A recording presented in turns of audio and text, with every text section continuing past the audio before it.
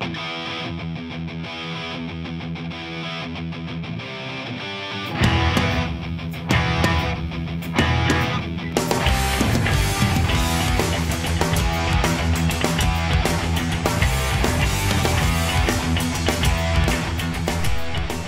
to the Pounce.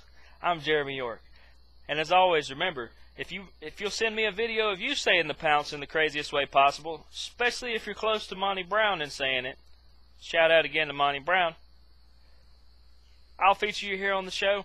Maybe throw a shirt your way or something like that. But let's jump right into those Jacksonville Jaguars. This previous week, we played against San Francisco over in London. Is London the future home of the Jacksonville Jaguars? I hope not, but, it's not a big secret that the owner, Shad Khan, has some ties over there. But there was I believe a 4-year deal signed earlier this morning between the Jaguars and some local businesses as far as being partners and working together. So it's at least 4 years. But let's talk about that game real quick. Your final score was 42-10 with San Francisco picking up the victory. But to me, Jacksonville, it wasn't that they were. It wasn't that we weren't in it. It was that we just weren't putting the points on the board. A couple turnovers, a couple, just couldn't quite pull out the yardage when we needed it.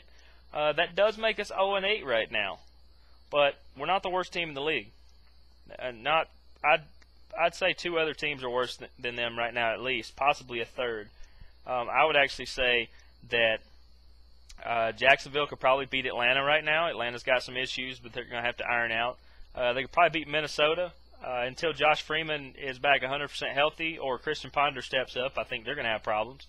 And they're definitely better than Tampa Bay Buccaneers, because every time I watch the Buccaneers play this year, it's like the team's given up. They're just looking forward to next year, I guess.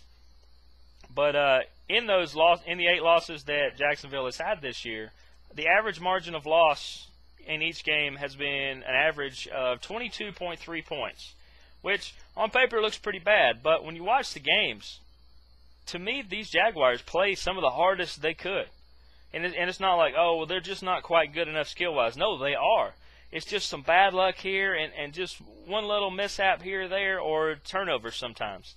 I think it has a little bit to do with the quarterback position, but I'll get into that in a minute. This week they did not allow a sack.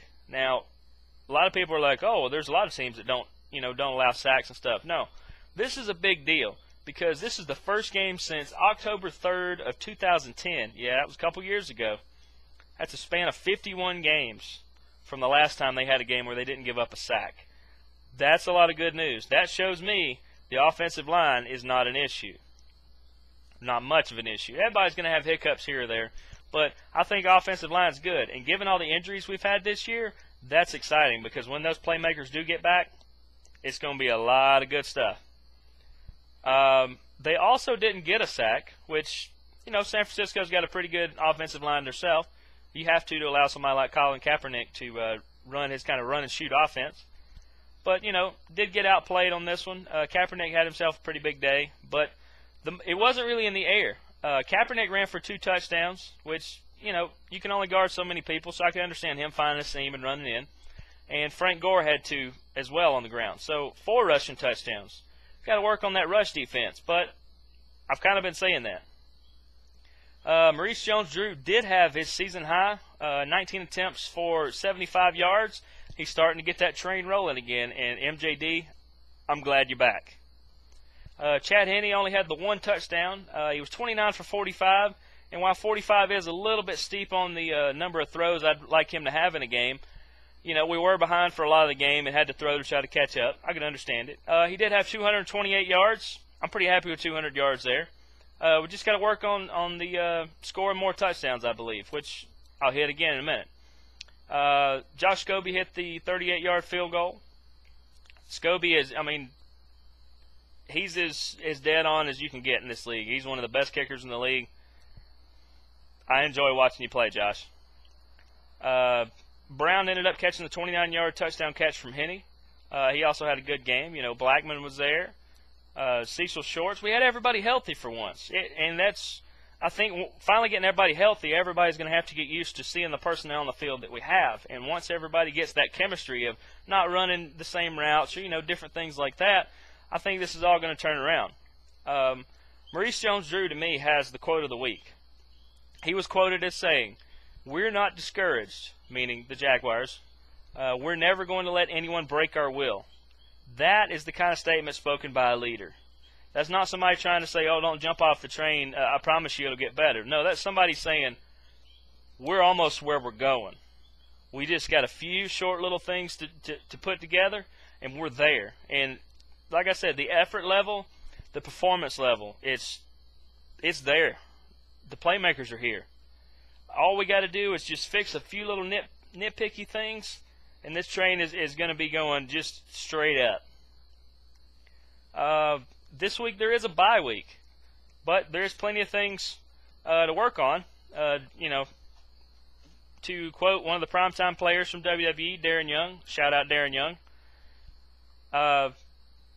one of his monikers is "no days off." And that's not saying you can't, take a break or even have a day off. It's just saying you always have to be improving and trying to get better and never settling for where you're at. And I think the Jaguars are very much doing that. They have just gotten back from London earlier, so I'm sure they'll have a day off or so like that, but then they're going to get right back into this. It gives you an extra few days to prepare for your next game, and I think they're going to be good. Some things they could work on. The rush defense that I mentioned before. This week, the Jaguars actually outpassed San Francisco, 228 to 177, but I told you San Francisco won with 4 touchdowns on the ground. San Francisco had 221 rush yards. Yikes. And only 90 for the Jaguars. But like I said, 75 of that was Maurice Jones-Drew. So the other 15 were among a couple players. We got to get more people involved. Jones-Drew is doing everything he can. He's getting his stuff going. We need to try to get some other people running now and try to pick up some other yards. To me, the quarterback position is something we're going to have to work on. Henny was named the starter. He's got to have less turnovers, and he's got to score more touchdowns. And I know that sounds easy, but it's really not. And if it turns out that he's not really the solution, let's go over some of the ones who could be the solutions. Obviously, Gabbert we've talked about. Chad Henne, we're discussing now. Ricky Stanzi is the third-string quarterback. He's on the roster for some reason. I mean, if he was ineffective, then he wouldn't be on the team. They'd have somebody else there. So maybe you give him a shot somewhere down the road. Fourth-string quarterback, Denard Robinson. He did quite well for the Michigan Wolverines. Why not, put him back there and kind of have him in a Vic-like scheme? It could do a lot of good there. If you don't want to stay in-house and you want to look elsewhere, there's Tim Tebow. The thing with Tim Tebow, as I've said before, is he's more of a run style instead of a pass, even though he can pass. But, I mean, with this team, you need a good passer, and I'm not sure that Tebow's that guy. He could be. Either way, those are good options. Other notable people that I made a short list here of the notables that are free agent quarterbacks who have started in the league and who have actually won games. You've got David Carr. He recently backed up Eli Manning. Jamarcus Russell played for the Raiders. Vince Young, he was rumored 3 or 4 different places. He could be actually one of the better fits here. I like Matt Leinart. Matt Leinart could be quite good here. Pat White, another kind of run-and-shoot style guy, or John Skelton. All these guys have played in the league. All of them have experience playing in the league, with Pat White probably having the least experience of them, but they're all proven guys. If we wanted to look elsewhere, then we could probably do that. They may be waiting until the end of the season to do that, but right here in a bye week, it's the perfect time to try something new. So, I mean, in my opinion, I'd give Stanzi or Denard Robinson a few snaps and just, try something different, or at least try to throw the opposing defense off. But overall, I see the Jaguars, like I said, they're not the worst team in the league by far.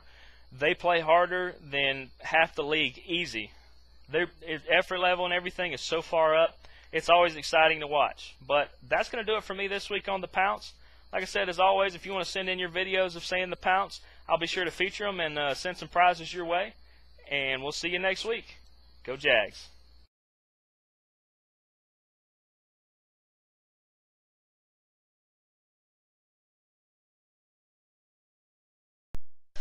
Hi, Jeremy from Endzone here to tell you about my great friends at the Mellow Mushroom.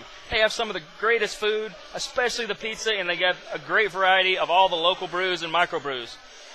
The Shroom is now even better with a full bar with delicious handmade signature drinks. Be sure to stop by Monday through Thursday for their awesome specials, their lunch menu, Monday through Friday until 2 o'clock.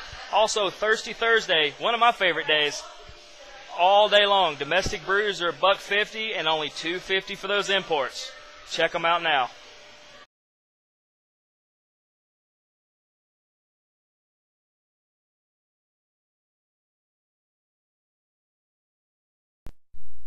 Hi, I'm Jeremy from Endzone, here to talk to you about my friends at Spirited Spunk. Holiday season is just around the corner, and with one of my favorites, Halloween, just a month away. You need a trick-or-treat bag? Brandy has you covered. Check out this Atlanta Falcons bag. It's amazing detailed work. Huge room for all the storage for the day, and especially all those sweet goodies you're going to get. Or maybe you want something a little special to put those wedding announcements or to show off those amazing kids of yours. This Tampa Bay Buccaneers memo board is just what you need. Check out spiritedspunk.com for more awesome creativeness and customization by Brandy, and you can also find them on Facebook and Twitter.